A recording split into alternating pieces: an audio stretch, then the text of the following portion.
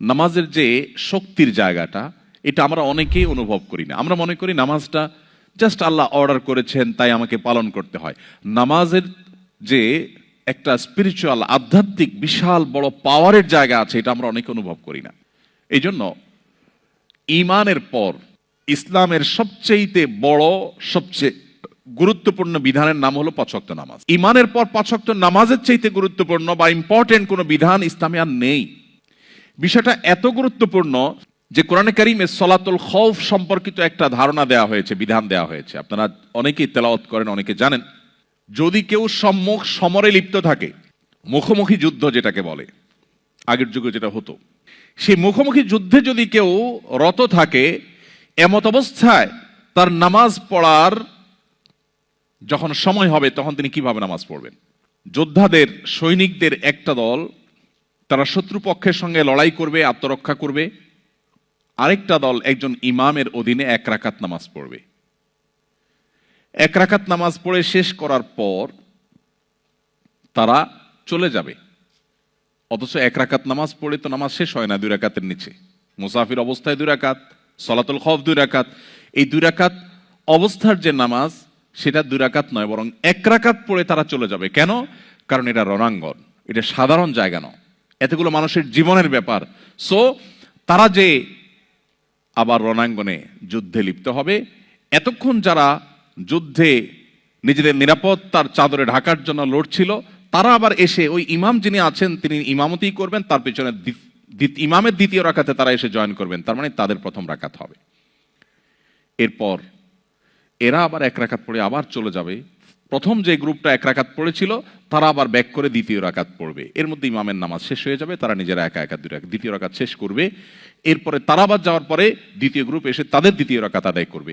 আপনি একটিবার ভাবুন, আল্লাহ রাব্বুল আলামিন তো এই বিধানটা দিতে পারতেন যে যেহেতু জীবন রক্ষার প্রশ্ন, সো লড়াই করো, এখন নামাজ দরকার নাই, জীবন বাঁচলে তখন পড়িও।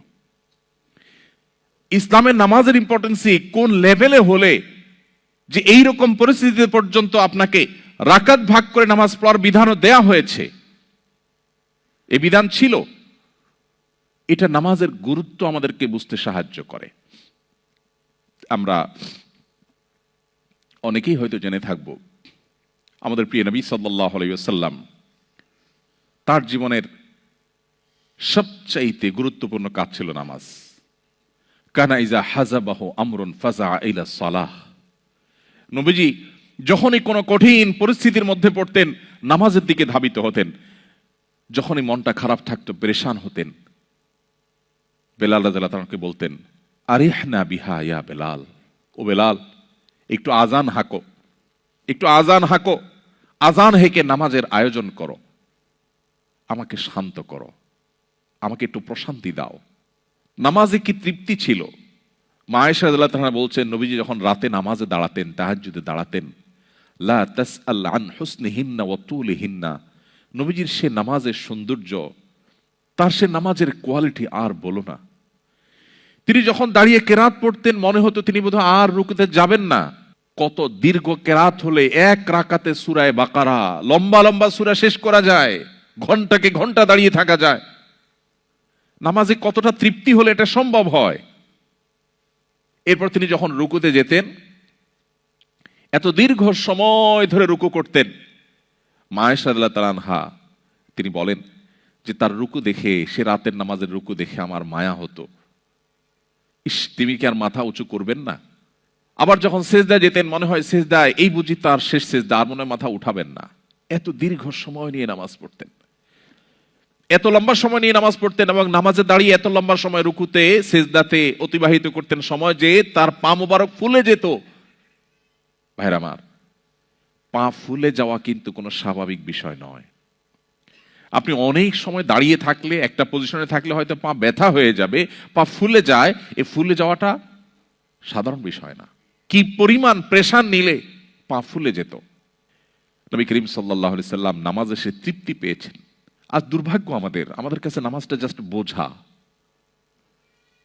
নামাজটা জাস্ট, আমরা নামাজের সময় আসলে আমরা মুক্ত হওয়ার চেষ্টা করি, মানে নামাজটা পড়লাম, ঝামেলা শেষ হয়ে গেল। অথচ এটা আল্লাহর সাথে কানেক্টেড হওয়ার সুযোগ আমার। আমার দিন রাত 24 ঘন্টার সবচেয়ে আবেগ ঘন সময়, আমার আল্লাহর সাথে কথোপকথনের সুযোগ। সহিহ মুসলিম বর্ণনা, নবী সাল্লাল্লাহু আলাইহি ওয়াসাল্লাম নামাজকে বলেছেন মুনাজাত মা আল্লাহ, আল্লাহর সাথে কথোপকথনের স্কোপ। অথচ এটা আজকে আমাদের কাছে বোঝা হয়ে গেছে। এই নামাজ, এটাকে যদি কোয়ালিটির সাথে আদায় করতে পারি, খুব ধীরস্থিরতার সাথে, লম্বা সময় নিয়ে, মনোযোগ সহকারে নামাজে কি বলছি সেগুলোর অর্থ বুঝে বুঝে আল্লাহর সাথে আমি যদি কনভারসেশনে, কথোপকথনে আমি রত হয়ে যাই, ডুবে যাই, তাহলে আমার মাল্টিকালচারাল সোসাইটিতে আমার ঈমান, আমার ইসলামের এই পরিচয়কে ধারণ করতে অনেক বেশি হেল্পফুল হবে। নামাজ অনেক বেশি হেল্প করবে।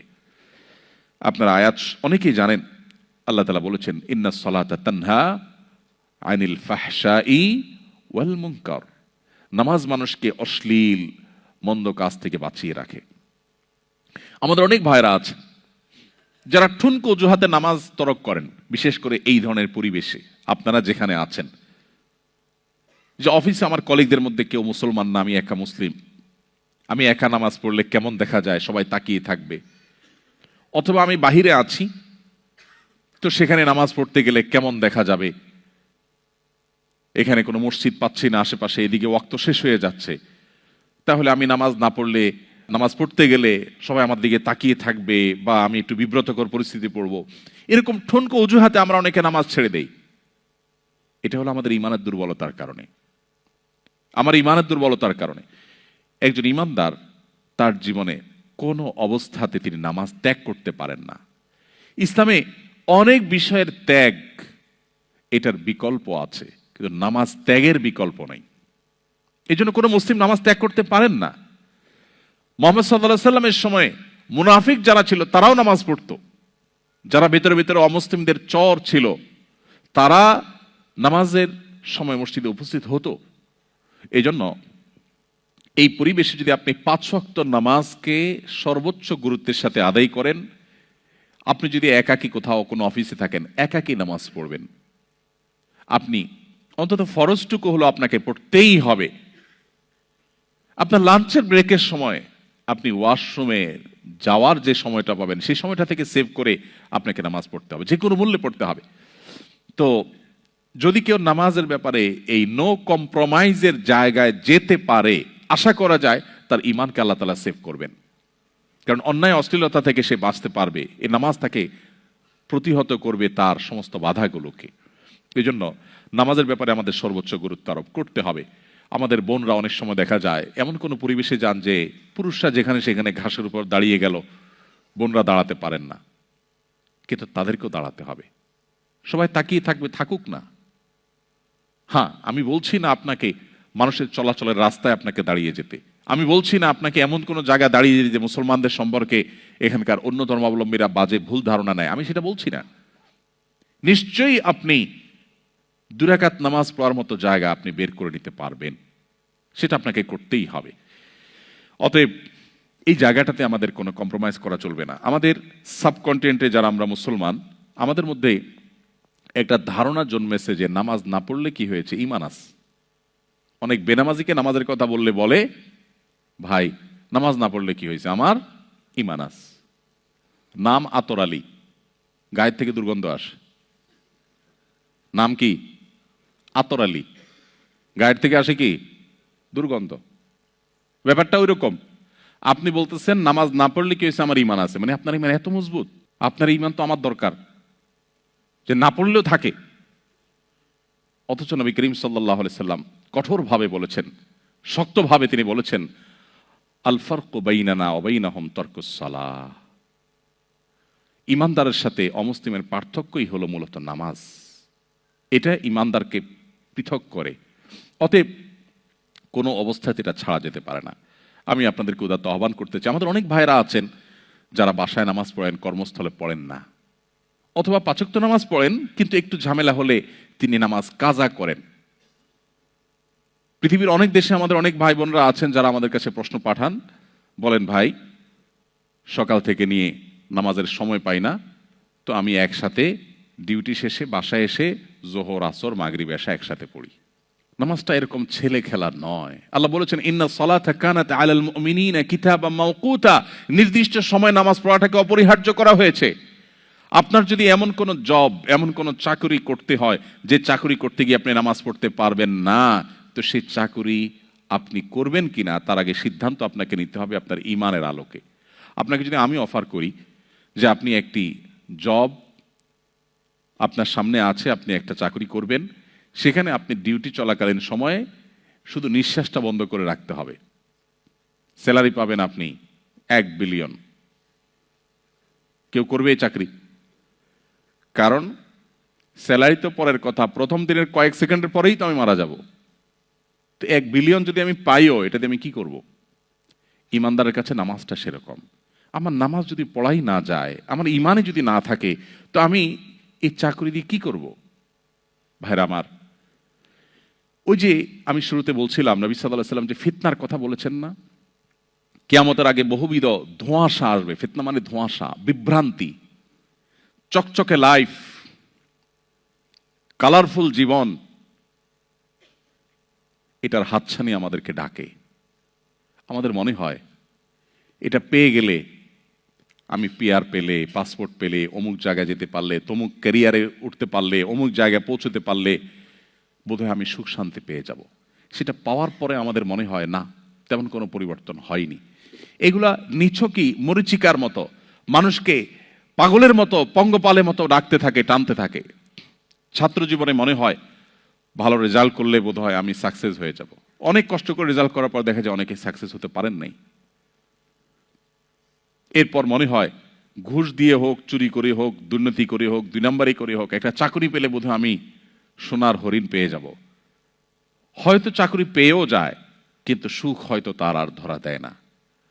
এভাবে বিভিন্ন পার্থিব লোভ লালসার মোহনীয় হাতছানি আমাদেরকে ডাকে।